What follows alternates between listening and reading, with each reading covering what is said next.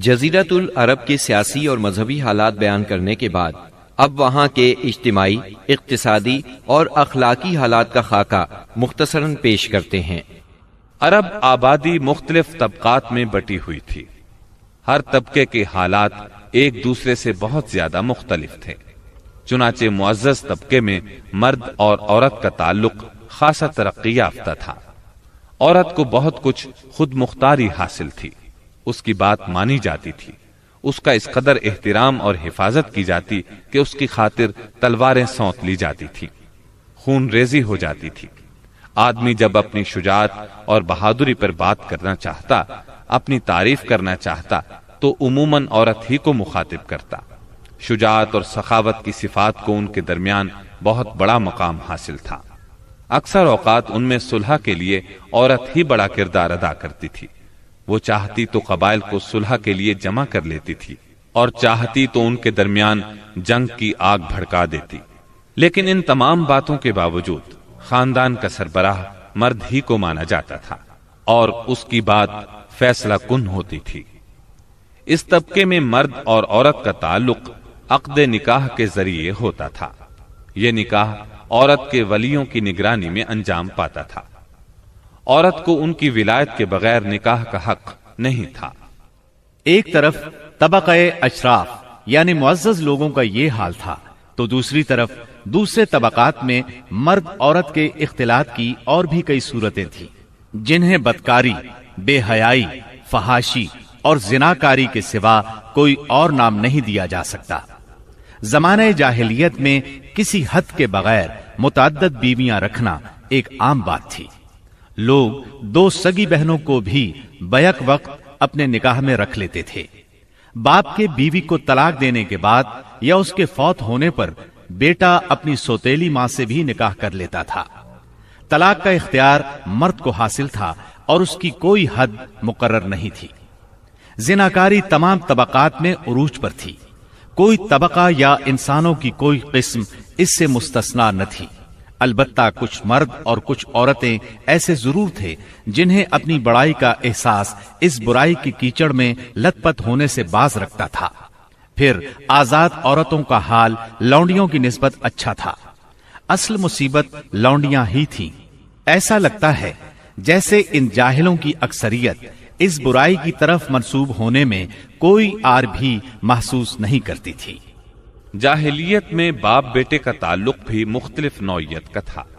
کچھ تو ایسے تھے جو کہتے تھے انما اولادنا بیننا اکبادنا تمشی علی الارض، یعنی ہماری اولاد ہمارے کلیجے ہیں جو روئے زمین پر چلتے پھرتے ہیں۔ جبکہ دوسری طرف کچھ لوگ ایسے بھی تھے جو لڑکیوں کو رسوائی اور خرچ کے خوف سے زندہ دفن کر دیتے تھے اور بچوں کو فقر و فاقے کے ڈر سے مار ڈالتے تھے۔ تاہم یہ کہنا مشکل ہے کہ یہ سنگ دلی بڑے پیمانے پر رائج تھی، کیونکہ عرب اپنے دشمنوں سے اپنی حفاظت کے لیے دوسروں کی بنسبت کہیں زیادہ اپنی اولاد کو بہتر سمجھتے تھے اور اس بات کا احساس بھی رکھتے تھے۔ مطلب یہ کہ مجموعی طور پر ان کی حالت بہت کمزور تھی، عقل سے عاری تھی اور ذلت میں گھری ہوئی تھی۔ جہالت نے ان کو اپنے گھیرے میں لیا ہوا تھا۔ خرافات کا دور دورہ تھا۔ لوگ جانوروں جیسی زندگی گزار رہے تھے۔ عورت بیچی اور خریدی جاتی تھی۔ بعض اوقات اس سے مٹی اور پتھر جیسا سلوک کیا جاتا تھا۔ قوم کے باہمی تعلقات کمزور بلکہ ٹوٹے ہوئے تھے۔ رہ گئیں حکومتیں تو ان کو صرف اپنا خزانہ بھرنے سے غرض تھی یا مخالفوں پر فوج کشی کرنے کی فکر۔ اقتصادی حالت بھی خراب تھی۔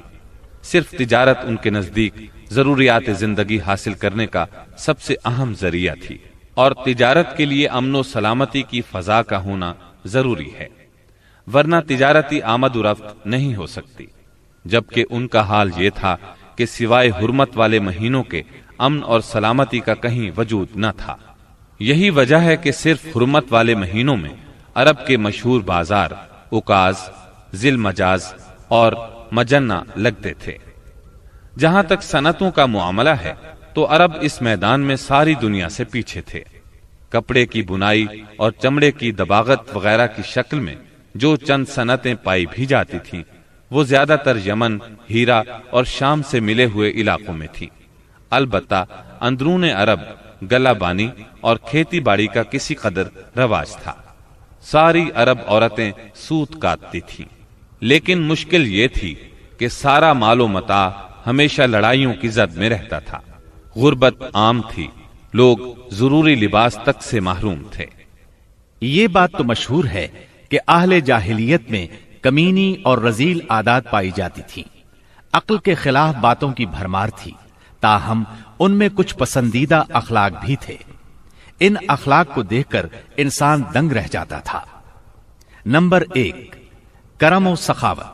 یہ اہل جاہلیت کی خوبی تھی جس میں وہ ایک دوسرے سے آگے نکل جانے کی کوشش کرتے تھے، اور اس پر فخر کرنے کا عالم یہ تھا کہ عرب کے آدھے اشعار اسی کی نظر ہو جاتے تھے۔ اس وصف کی بنیاد پر کوئی اپنی تعریف کرتا تھا تو کوئی دوسروں کی۔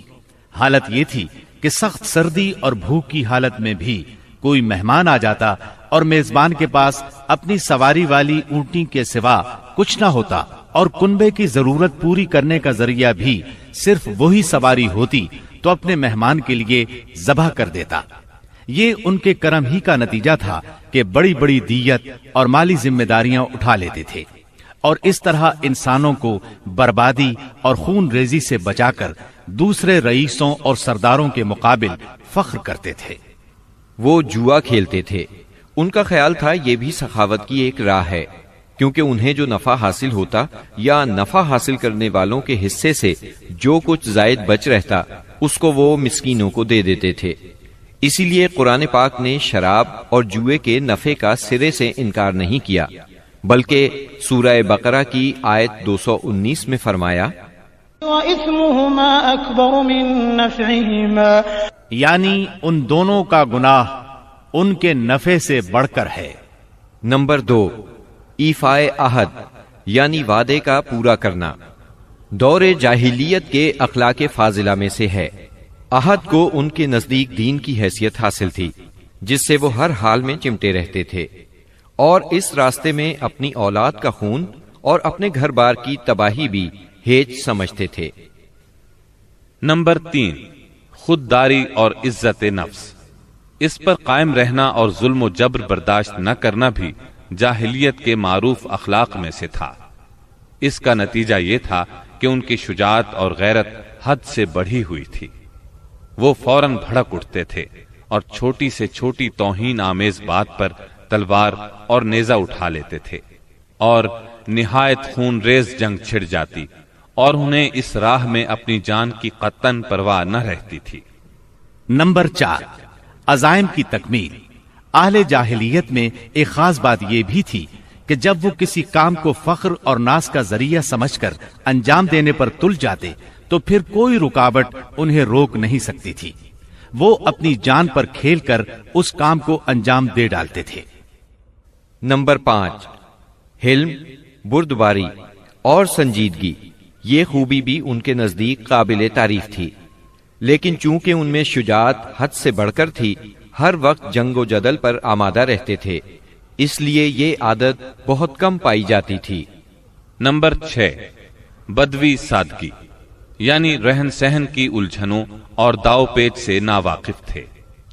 اس کا نتیجہ یہ تھا کہ ان میں سچائی اور امانت پائی جاتی تھی۔ دھوکہ دہی، بد عہدی سے دور تھے اور نفرت کرتے تھے۔ ہم سمجھتے ہیں کہ جزیرت العرب کو ساری دنیا سے جو جغرافیائی نسبت حاصل تھی، اس کے علاوہ یہی وہ قیمتی اخلاق تھے جن کی وجہ سے اہل عرب کو بنی نوع انسان کی قیادت اور رسالت عامہ کا بوجھ اٹھانے کے لیے منتخب کیا گیا تھا، کیونکہ یہ اخلاق اگرچہ بعض اوقات شر اور فساد کا سبب بن جاتے تھے اور ان کی وجہ سے المناک حادثات بھی پیش آ جاتے تھے، لیکن اپنی نوعیت کے بڑے قیمتی اخلاق تھے۔ یہ تھوڑی سی اصلاح کے بعد انسانی معاشرے کے لیے نہایت مفید بن سکتے تھے، اور یہی کام اسلام نے انجام دیا۔ غالباً ان کے اخلاق میں بھی ایفائے عہد کے بعد عزت نفس اور عزم کی پختگی سب سے زیادہ قیمتی اور نفع بخش جوہر تھا۔ کیونکہ اس زبردست قوت اور پختہ ارادے کے بغیر شر و فساد کا خاتمہ اور نظام عدل کا قیام ممکن نہیں۔ اہل جاہلیت کے کچھ اور بھی اچھے اخلاق تھے، لیکن ان سب کو بیان کیا جائے تو بات بہت طویل ہو جائے گی، لہذا انہی پر اکتفا کرتے ہوئے ہم آگے چلتے ہیں۔